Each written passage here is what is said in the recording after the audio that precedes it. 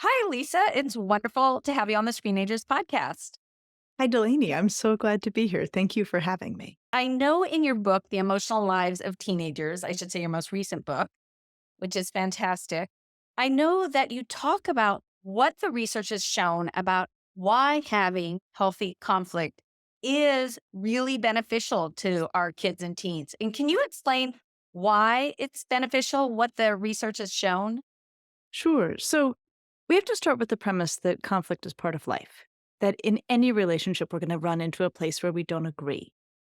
And it's important to embrace that as natural and inevitable because a lot of people just get anxious about the idea that there's going to be conflict at all, but there will.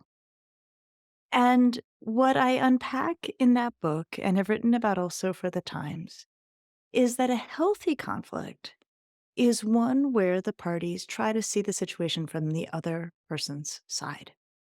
Of course, there's other things like they're decent and they're not saying mean things. But, really, if we're going to go from the junior varsity level of just being civil to the varsity level of really having a good conflict, it involves putting yourself in the other person's shoes. And one of my favorite recommendations to families is that if they come to an impasse with their teenager about anything, it doesn't have to be social media. It can be their desire to go hang out at a house that makes you very uncomfortable. One of the best things to do in an impasse is to say to the teenager, let me try to describe the situation from your side. Let me see if I get it. And then to voice it, to say, look, you want to go over to Billy's because Billy is a lot of fun.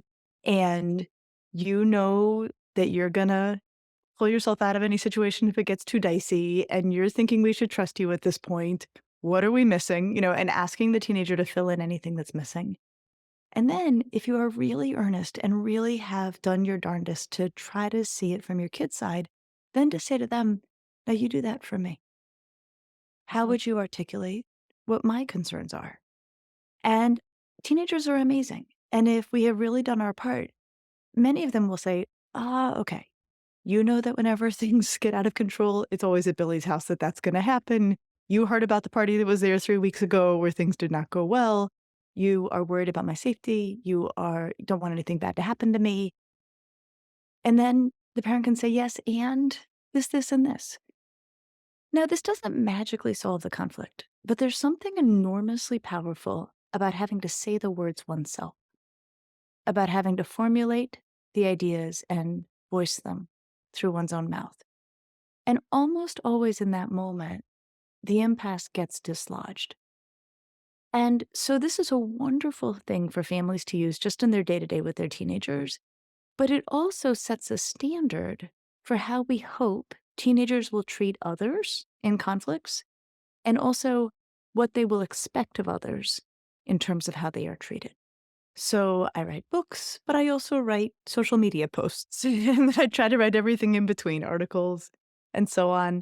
And I have a podcast, but I also do reels on Instagram.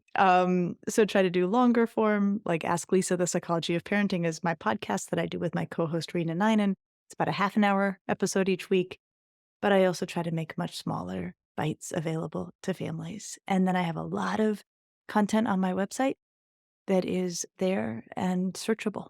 So I hope people can find what they need if they're looking.